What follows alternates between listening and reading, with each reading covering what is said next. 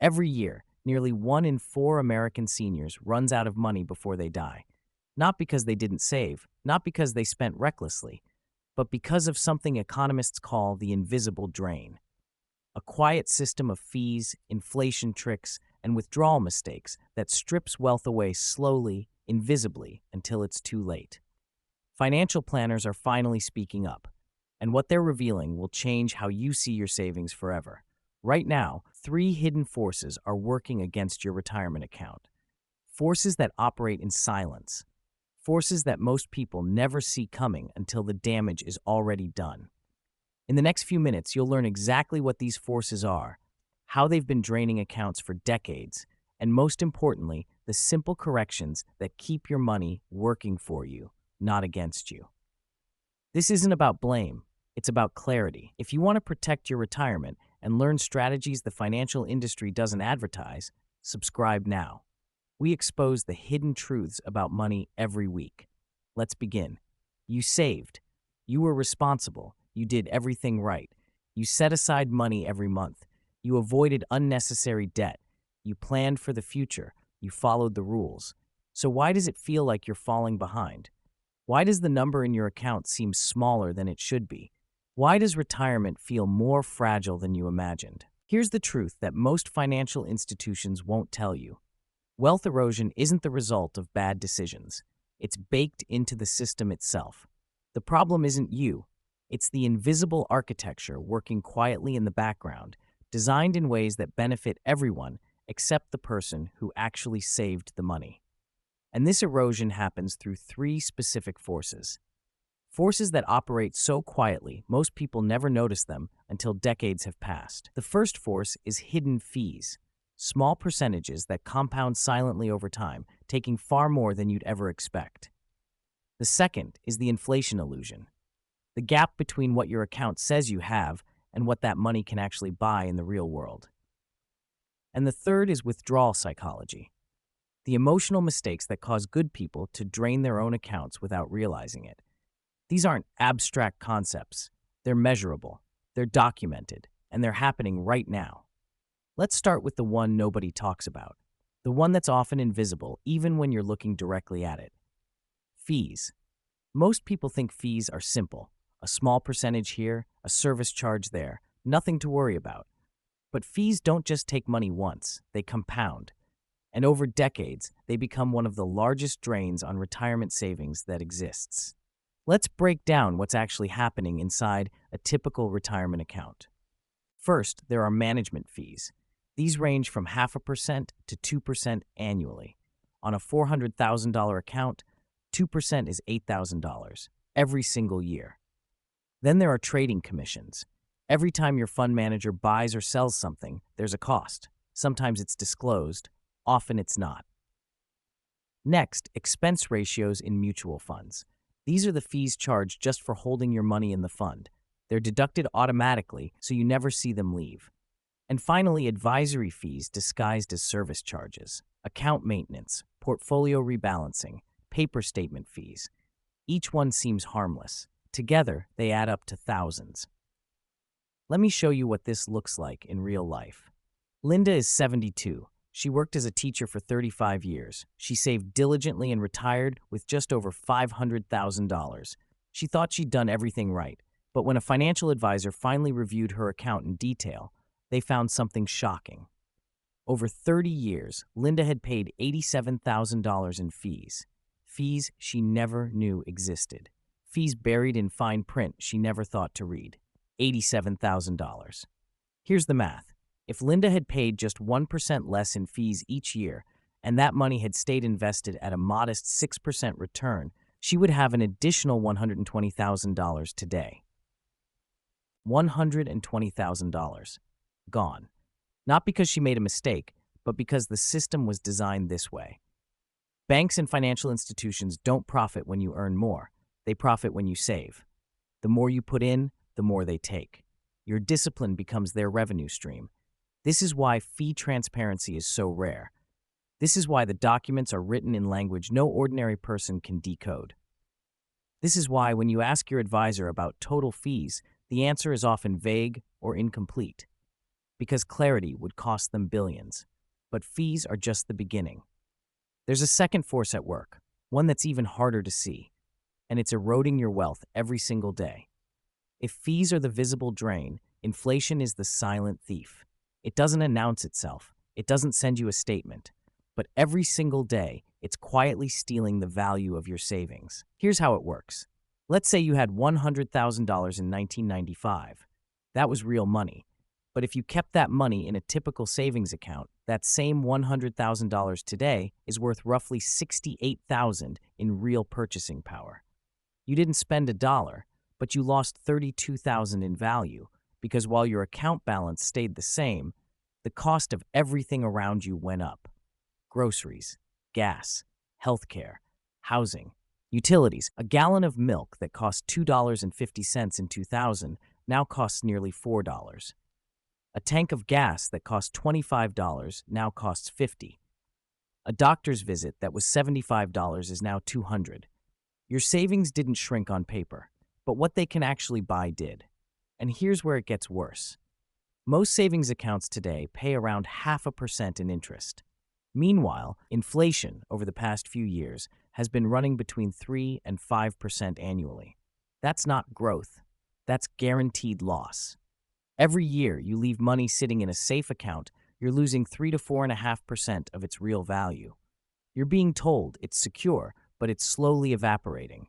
This is why it feels like you're working harder for less, because you are. A financial planner I spoke with recently put it this way: if you're not beating inflation, you're not saving, you're just losing slower. Think about that. You did everything you were supposed to do. You put money aside, you avoided risk, you kept it safe, and in return, the purchasing power of that money quietly drained away. This isn't theory, it's measurable, it's happening right now. So if fees take a portion every year and inflation erodes what's left, what are you actually holding on to? There's one more force, and this one is the hardest to talk about, because it's not the system. It's something far more personal. Here's the uncomfortable truth. Most people don't lose money in markets. They lose it from themselves. Fees take a percentage. Inflation erodes value. But the biggest drain on retirement savings often comes from the decisions we make in moments of fear, guilt, or emotion.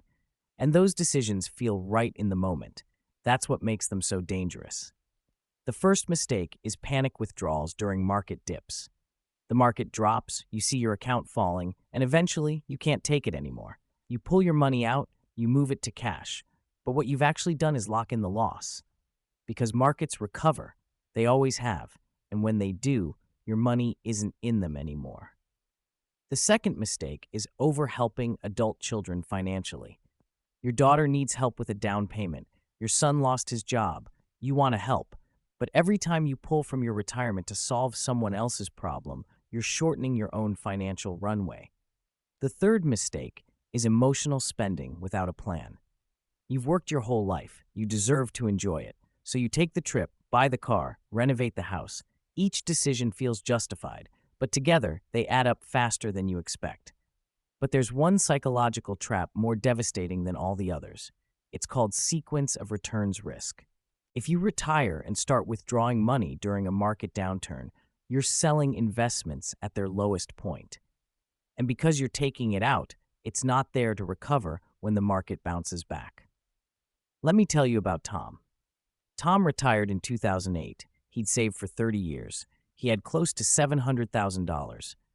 Then the financial crisis hit. Within 6 months, his account was down to $550,000. He panicked and withdrew $150,000 and moved it to a savings account where it would be safe. The market recovered. By 2013, it was back. By 2015, it had doubled from the bottom. But Tom's money wasn't there anymore. He'd pulled it out at the worst possible time. Because of that, he lost nearly $300,000 in potential recovery gains. $300,000. Not because the market failed him, because his fear did. There's a rule in retirement planning called the 4% rule. It says you can safely withdraw 4% of your savings each year without running out of money over a 30-year retirement. 4%. Most people ignore it. They take 5%, 6%, 7%. They tell themselves it'll be fine, but the account drains faster than expected. So now you know the three forces: fees that compound silently, inflation that erodes value invisibly, and psychology that turns your own decisions against you. Together, these forces explain why 1 in 4 seniors runs out of money, not because they were reckless, but because the system and their own emotions worked in tandem to drain what they'd built. But here's the good news. Once you see these forces, you can stop them. For most of your life, you've been told that wealth is about earning more. Work harder, get a better job, save a bigger percentage. But that's only half the equation. The other half is this: wealth isn't what you make, it's what you keep. And keeping it requires a different mindset, not more discipline, not more sacrifice, but more clarity. Because once you understand the forces working against you, you can build defenses. Simple habits that protect your money without requiring constant attention or stress. 3 habits make the difference. The first habit is automation. Remove emotion from the equation. Set systems that run without you having to decide every time. The second is diversification. Not just your investments, but your income sources, your protections, your strategies. So no single force can drain everything. And the third is delay. Let time work for you instead of against you. Resist the urge to react. Trust the math, not the feeling. These aren't complicated. They don't require advanced financial knowledge, but they do require intention, and they work. Let's break these down one by one. The best financial decision is the one you don't have to make every day. Because every time you have to choose, emotion enters the equation. Fear, guilt, impatience, and those emotions will cost you. Automation removes that risk. Here's how it works. First, set a fixed withdrawal schedule.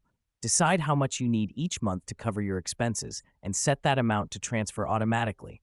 Monthly, same day, same amount, no exceptions. This gives you a predictable income and prevents panic withdrawals when the market dips or when you see a scary headline. Second, enable auto-rebalancing in your investment accounts. Most brokers offer this.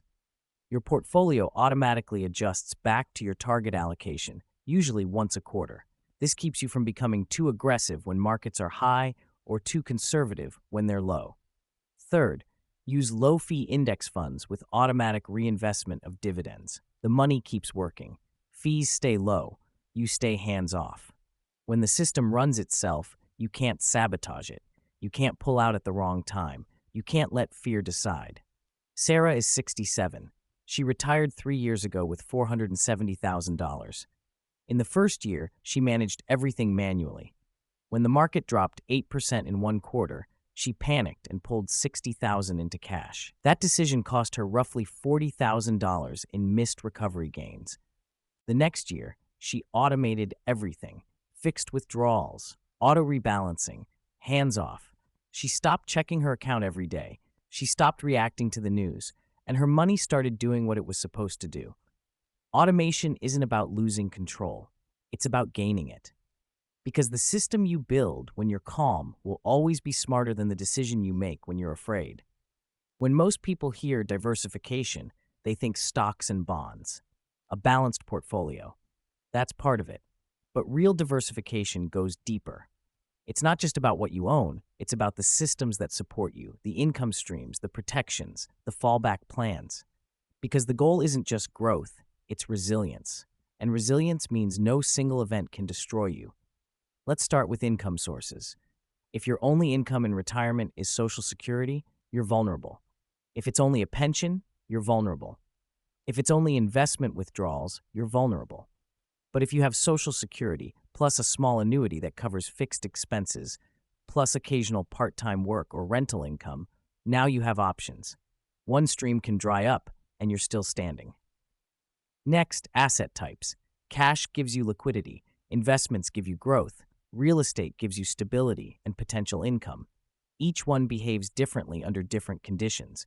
Then there are protection tools. An emergency fund that covers 6 months of expenses. Insurance that prevents a single health event from wiping you out. A plan for long-term care. These aren't luxuries, they're necessities. Don't put all your faith in one basket, even if that basket looks secure. Pensions fail, companies go bankrupt, markets crash, Social Security benefits get adjusted. Any single source can weaken or disappear. But if you've built multiple routes, you stay grounded. John is 71. He retired with 3 income streams: Social Security, a small pension, and rental income from a duplex. 5 years into retirement, the company managing his pension declared bankruptcy. The pension was cut by 30%.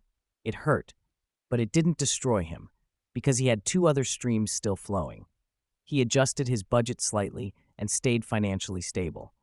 If that pension had been his only source, he would have been in crisis. But because he diversified, he absorbed the hit and kept moving forward. Diversification means no single event can destroy you. It means you've built a financial life that bends but doesn't break. The market rewards those who wait, not always immediately, not in ways that feel satisfying in the moment, but over time, patience pays more than almost any other strategy. And yet, patience is the hardest habit to maintain. Because when your account is falling, every instinct tells you to do something. But here's what the math shows. Delaying withdrawals by even 1 or 2 years during a downturn can result in gains that dwarf anything you'd protect by pulling out early. There's a concept called the Rule of 72. It tells you how long it takes for money to double. You divide 72 by your rate of return. If you're earning 6% annually, your money doubles in 12 years. That's compound growth, and it only works if the money stays invested. Every time you pull money out during a downturn, you stop that compounding, you lock in the loss, and you miss the recovery that almost always follows. Barbara is 69. She retired in 2020 with $520,000. When the pandemic hit and the market dropped 30% in weeks, she was terrified.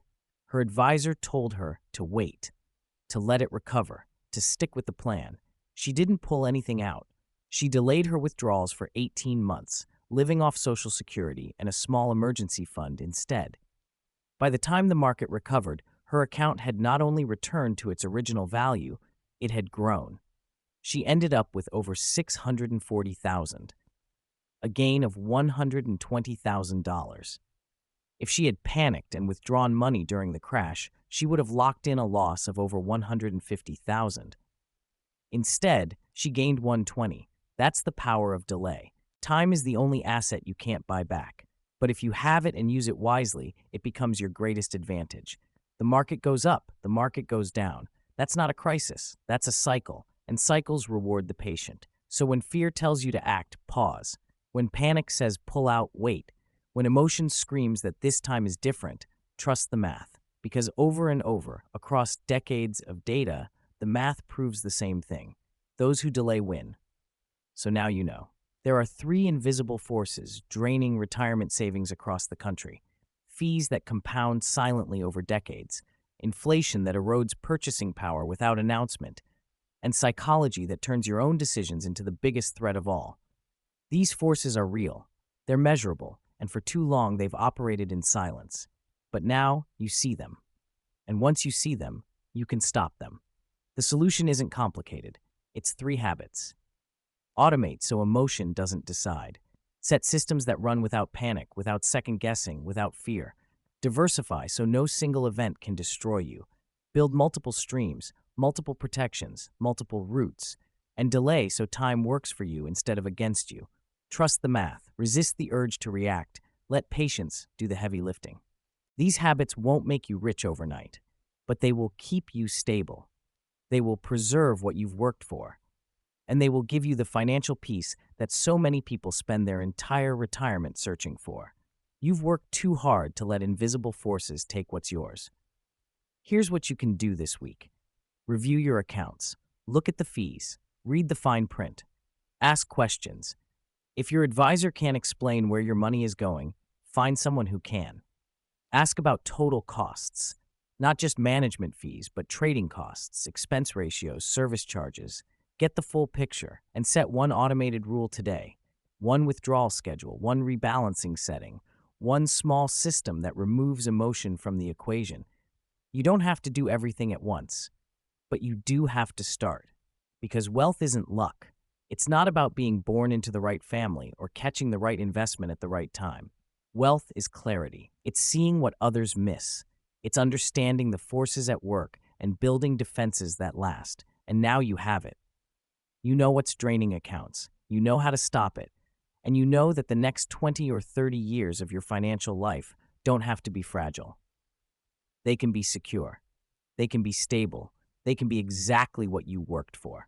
If this opened your eyes to what's really happening with your money, subscribe to our channel. We expose the financial truths that protect your future. Drop a comment below and tell us which force surprised you most: fees, inflation, or psychology. Your wealth is what you keep, and now you know how to keep it.